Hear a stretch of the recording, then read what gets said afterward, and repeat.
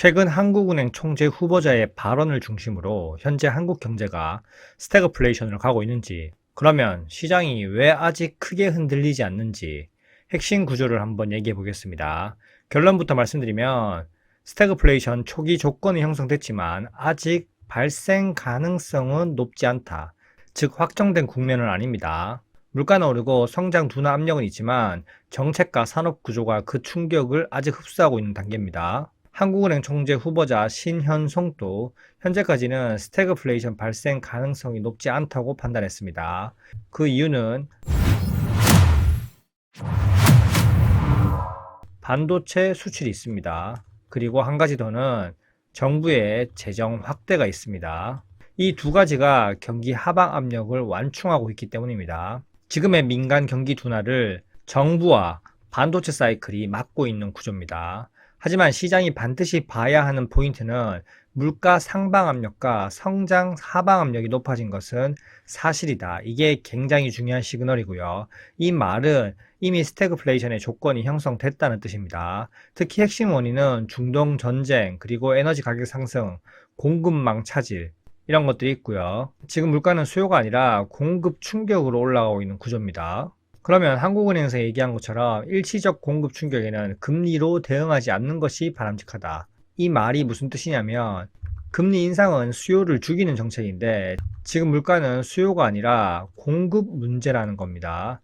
즉 금리를 올려도 물가는 잡히지 않고 오히려 경기만 더 죽을 수 있다는 겁니다. 물론 부동산도 다 같이 힘들어질 수 있고요. 그렇기 때문에 장기간 금리를 동결하는 거죠. 현재 시장의 핵심 변수는 명확하게 중동 전쟁입니다. 만약 호르무즈 해협 리스크가 유가 상승을 불러일으키고 물가 상승까지 확실하게 끌어올린다면 결국 이것은 단순하게 일시적 상승이 아니라 장기 인플레이션 구조로 바뀔 가능성이 큽니다. 결국 이런 상황에서는 미국도 한국도 모두 금리 정책 하나로는 대응이 불가능해집니다.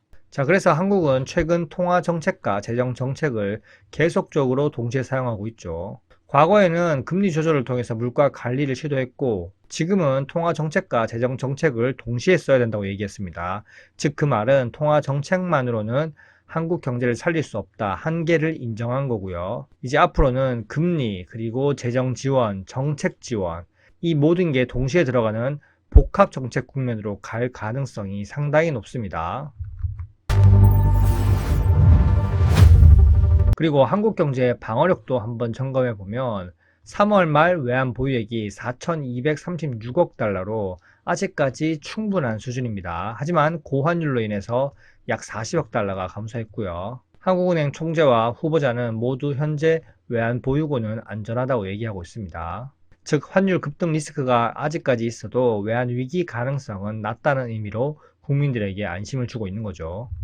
그럼 한국의 진짜 뇌가는 뭘까? 바로 가계부채에 있습니다. 한국 가계부채는 GDP 대비 벌써 90%에 육박하고요. 상당히 높은 수준입니다. 이게 의미하는 것은 금리를 앞으로 쉽게 내릴 수 없다는 걸 의미하고요. 왜냐하면 금리를 내리면 다시 또 부채가 다시 증가하고 빈부격차는 더 커지고 이 구조가 무한정 반복되기 때문입니다.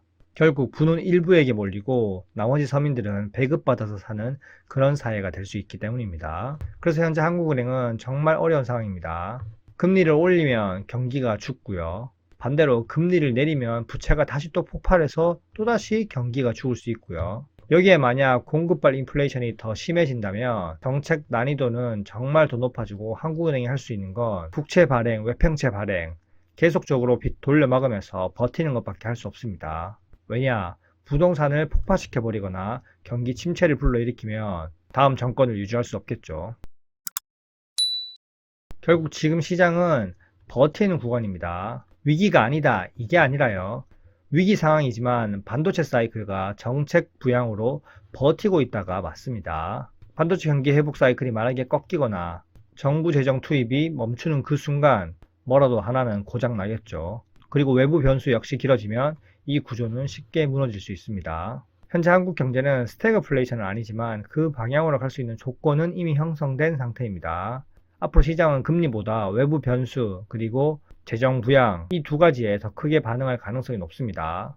위기가 아니다 이게 아니라 버티는 구간이기 때문에 우리도 잘 판단해야겠죠. 이상입니다. 안녕.